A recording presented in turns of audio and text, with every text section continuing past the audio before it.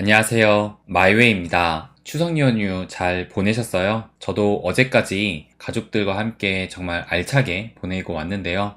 무엇보다 기뻤던 것은 이 추석 연휴 내내 이렇게 좀 큰 상승을 보였어요. 그래서 비트코인 같은 경우는 추석 연휴 기간 동안만 16%의 상승을 보여왔고, 그리고 추석 연휴 전에 이렇게 18K까지 갔다가 그 이후로 6일째 상승을 이어나가고 있는데, 오늘은 지금 좀 하락을 하고 있어서 과연 계속 이 상승 추세를 이어나갈 수 있을지 좀 지켜봐야 될 것 같습니다. 이렇게 큰 상승이 나오면서 이 암호화폐 시장의 공포 탐욕 지수도 다시 익스트림 피어의 극단적인 공포 상태에서 피어인 공포 단계로 올라섰습니다. 그래서 이 기세를 몰아서 조금 더 상승을 해줬으면 하는 바람이 있는데, 이 암호화폐 시장뿐만 아니라 전반적인 자산 시장이 동반 상승을 했어요. 그래서 이게 나스닥 차트인데, 나스닥도 7월, 8월을 거치면서 이렇게 큰 상승을 보이다가 최근에 좀 큰 조정이 나왔잖아요. 그렇게 바닥을 찍고 요 며칠간은 이런 상승을 나스닥 역시 보여주고 있었습니다. 그래서 지수를 한번 보게 되면 어제 같은 경우 나스닥의 경우도 1.27% 상승을 했고, S&P 500 지수도 1% 넘는 상승을 보였어요. 이에 따라서 우리나라 코스피 지수도 어제 같은 경우는 추석 연휴로 휴장이었잖아요. 그래서 어제의 상승분까지 오늘 다 반영을 해서 그런지 현재는 2.5%가 넘는 상승을 보여주고 있습니다. 이렇게 보시는 것처럼 미국 증시뿐만 아니라 우리나라, 그리고 영국, 프랑스, 유럽의 다른 나라들도 이렇게 다 붉은색의 상승장을 보이고 있어요. 이렇게 또 장이 좋을 때는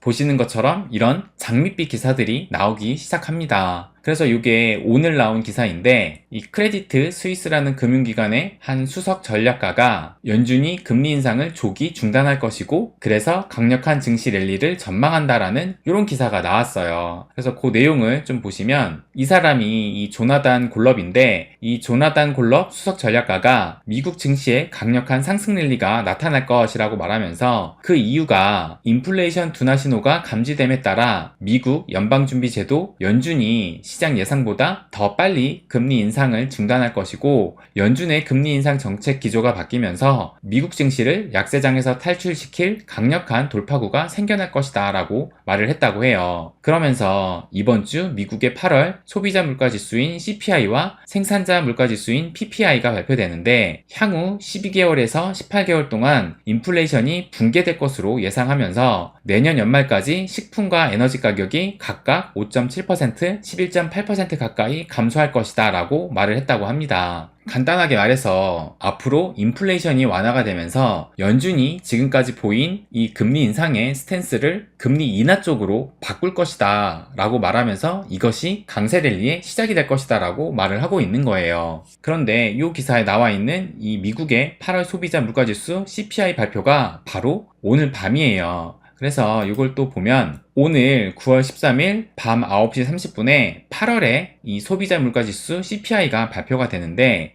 먼저 지난달 거를 보면 지난달에는 예측이 8.7%였는데 실제로는 8.5%가 나왔어요. 그리고 이번 달에 지금 현재 예측은 8.1%인데, 만약에 예측치와 동일하게 8.1%만 나와도 지지난달에 9.1의 피크를 찍고 계속 하락 추세를 이어나가게 되는 겁니다. 그런데 항상 이 물가지수를 발표할 때 변동성이 큰 에너지와 식량을 뺀 근원 물가지수, 이 코어 CPI도 함께 발표를 하잖아요. 이거는 개인 소비 지출인 PCE도 마찬가지로 이 근원 PCE를 발표를 하는데, 그래서 이 근원 CPI를 보게 되면 이 근원 CPI 같은 경우가 지난달의 예측치는 6.1%였는데 실제로는 5.9%로 좀 더 낮게 발표를 했어요. 그런데 이번에 예상하는 거는 6.1%입니다. 그런데 이거를 잘 보시면 지난 3월달 CPI가 6.5%를 찍고 나서 지금까지 계속 조금씩 내려와 있는 하락 추세를 그리고 있었는데, 이번에 예측치가 6.1이 나왔고, 정말 예측치대로 나온다면 다시 이 근원 CPI는 올라가게 되는 겁니다. 그러니까 이 근원 CPI라는 거는 변동성이 큰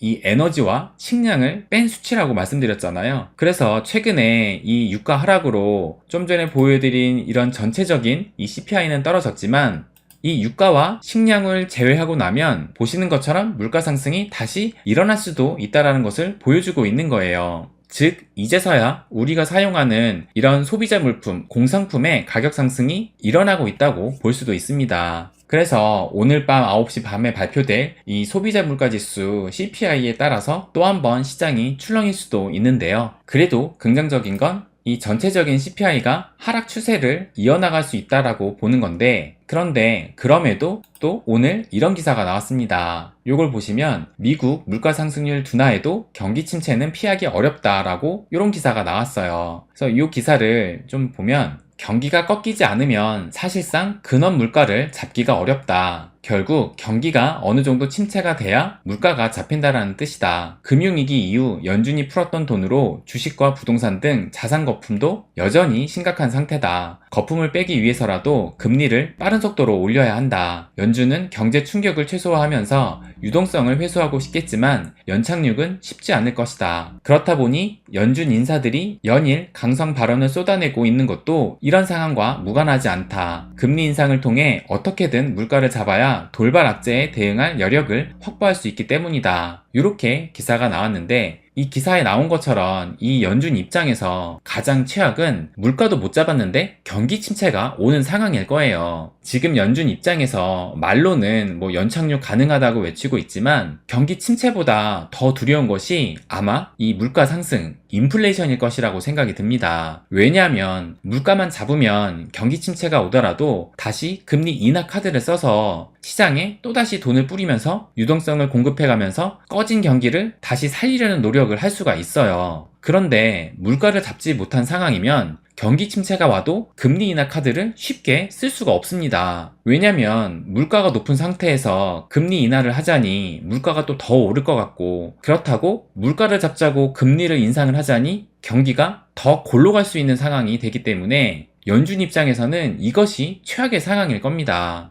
그래서 이번 달 초에 고용지표 발표 때 이 실업률이 전달보다 좀 상승하면서 75bp의 금리 인상 가능성이 기존의 70%에서 57%까지도 떨어지긴 했어요. 그러면 지금 현재 시점은 어떨까요?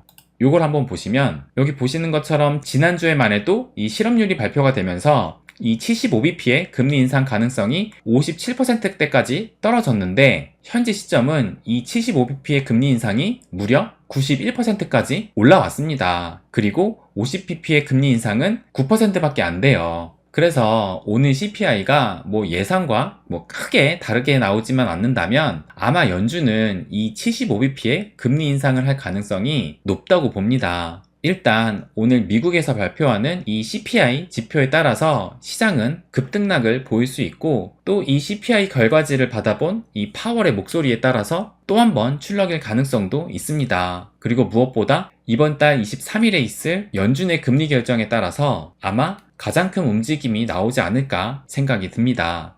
제가 이렇게 시황을 말씀드리지만 우리는 항상 멀리 보고 투자해야 한다는 것을 잊지 않아야 돼요. 오늘 나온 이 기사도 한번 보여드릴게요. 이 기사의 제목이 암호화폐 자산 전고점을 뚫고 전례 없는 가치 상승이 일어날 것이다. 이것은 시간이 문제다라고 이렇게 오늘 기사가 나왔어요. 그래서 이 기사를 좀 보면 캐시우드가 CEO로 있는 이 아크 인베스트먼트의 미래학자라고 하는 블렛 윈튼이 있는데, 그는 이 세계 공모주 시장에서 인공지능, 로봇공학, 에너지 저장 장치, 게놈 시퀀싱 등이 결합된 블록체인 기술의 시가총액이 현재 10% 미만에서 2030년까지 60% 이상으로 높아진다고 전망했다. 그러면서 이 블렛 윈튼은 암호화폐가 2021년 고점까지 상승할 것인지를 묻자 충분한 시간이 주어진다면 크립토는 2020년을 크게 뛰어넘는다라고 말을 했다고 해요. 그러면서 그는 법과 규제, 개발 부문에서 많은 일들이 이루어지고 있다면서 충분한 시간의 지평이 주어진다면 다양한 분야에서 시장 참여자들이 유입되고 암호화폐는 다음 5년간 비약적으로 뛰어오를 것이다 라고 말을 했다고 합니다. 저는 이 사람이 보는 뷰와 제가 바라보는 뷰가 일치를 합니다. 저도 계속 말씀드려왔지만 이 법과 규제에 많은 일들이 일어나고 있어요. 거기에 거시적인 정치 경제적인 상황으로 더 힘든 시기에 있긴 하지만, 그러나 언젠가는 끝이 옵니다.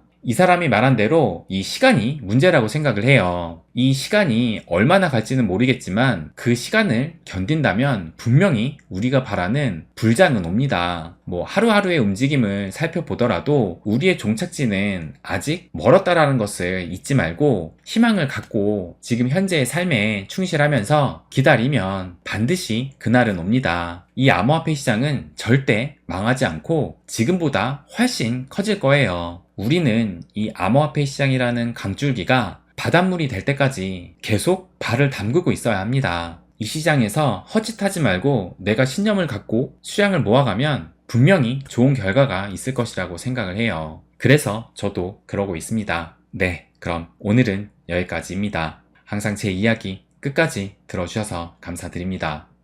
부자가 되는 길, My Way.